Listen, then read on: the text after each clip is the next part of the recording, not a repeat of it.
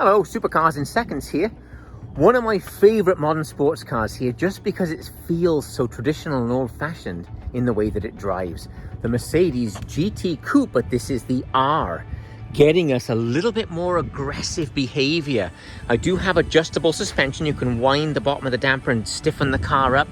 On the rear of the car, this very aggressive wing, you'll see little bolts under here. You can adjust the angle of the wing as well and really make her a track car that can go on the road. It's a different idea than a road car that can go on the track.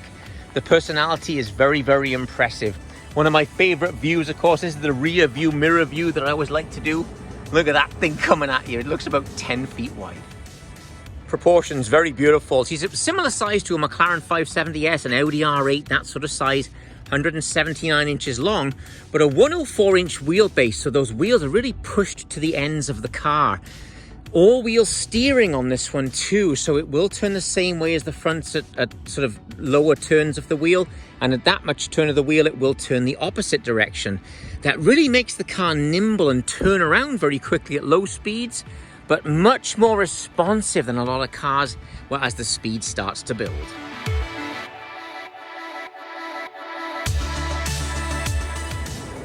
So powertrain, opening up this beautiful hood, which is enormous.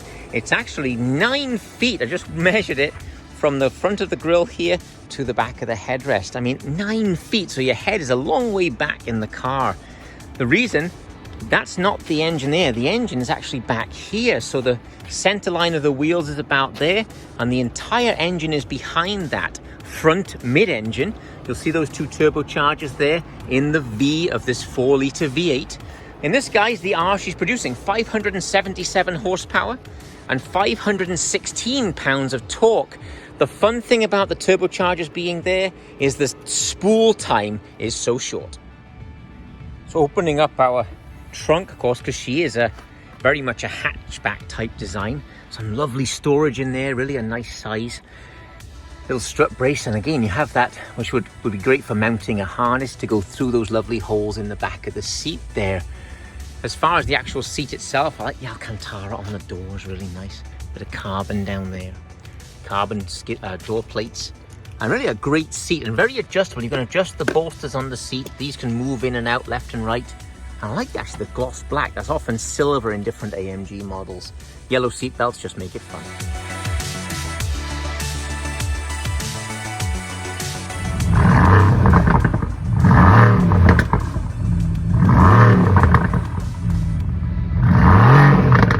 So very large wheels and tires, 325 30ZR20 rear. You'll notice the gold calipers signifying the ceramic brakes, about 14 inches there. Up on the front, I like this carbon trim. Up on the front here, almost 16 inches up here. Again, that great big caliper there. I love that bronzy color against this gray paint. The Cup Sport 2 tires from Michelin, again, are really a great tire. On any car. 275 width up front, as I mentioned, 325 width back on the rear.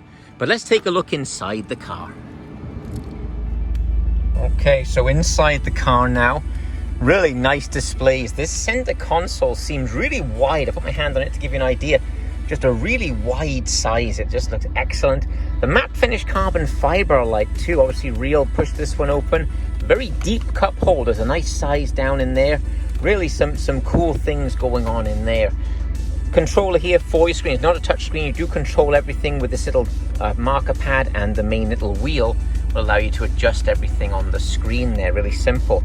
The yellow button is unique to the R, really, and the Pro, of course. Once you've got it into the race mode, by twisting this little dial through the different modes, you hear the exhaust open more in space, and then into race. I can now pick and choose. Once my traction control is reduced, I got 9 settings by turning this little dial here. I can reduce the traction control and make the back end just more and more loose to give you that fun feedback on the track. Because they didn't have much room down in this center console with the cup holders and these lovely 4 vents that are super cool, and a nice click when you turn this, it like locks into place very nicely. So there are some buttons up in the roof here. I have heated seats, the nose lifter, hazard warning lights, parking sensors, etc. all up in the roof there.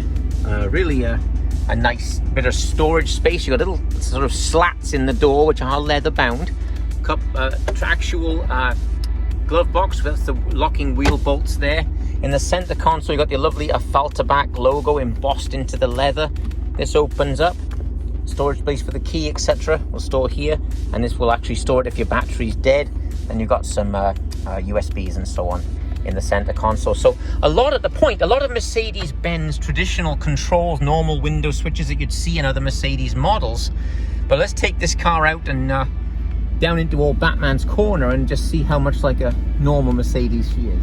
Okay, let's go down into old Batman's corner. I'm going to take this little mode dial here. We'll turn it to Sport Plus. My exhaust opens up immediately there. Let's pull out here and see how she does. I'm excited to go into this corner very quick and feel that all-wheel steering. Just hear those transmission changes, pops and bangs, amazing balance, very stiff. Really a nice car, gosh. All right, let's pour it on here. And it comes out like a missile.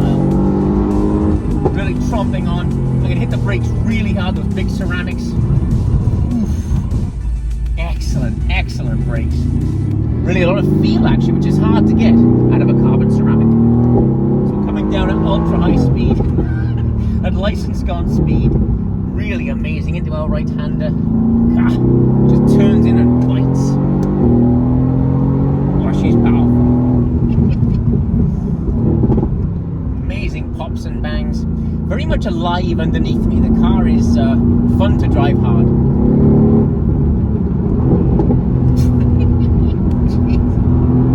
Up on its toes, it really moves around. An excellent car. But we're in race mode now. Let's see if we can launch the car. Here we go. Oh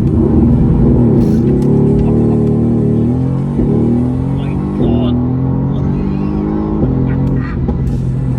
Great sounds out of that. I will open the window here so you can hear it a bit more. Let's see if we can get some pops and bangs out of this car. It seems to be between 3,000 and 4,000 revs. We hit the gas, then lift off again. I love it. Impressive.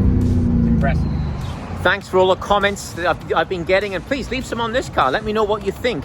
Would you take this GTR? Would you buy a McLaren 570 or an Audi R8? What would you get at this sort of just under 200,000 price point here? So yes, thanks for watching. I really had fun driving the car. It feels light on its toes, even it's about 3,400 pounds, a little lighter than some of the cars we drive, but just a nice feeling. The front mid-engine does make it feel very much mid-engine. It does. It will push a little bit, but mostly she wants to oversteer. That back wants to come around. Really an excellent looking car. Look at that front end dipping right down to the road. Lots of clever aero, of course, little air curtains down the sides and so on. I say I enjoy this particular one. It's got a lot of carbon fiber options. That 4-litre V8 just never gets old. This turbo spin up so quickly. It is used in various cars and different brands even. They use that engine because it creates torque at such a low RPM and just keeps pulling. Really a great car. Well, thanks for supporting the channel. Please give us a thumbs up, subscribe to the channel if you'd like to. Give us a comment down below, and I'll catch up with you on the next one soon. Thank you.